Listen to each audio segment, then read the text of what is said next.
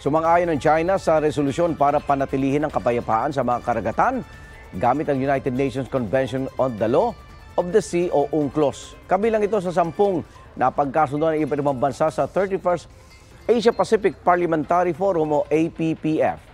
Noong una, tinanggihan pa raw ng China ang mga resolution na mula sa Pilipinas at Indonesia kaugnay nito. Pero pumayag din kalaunan.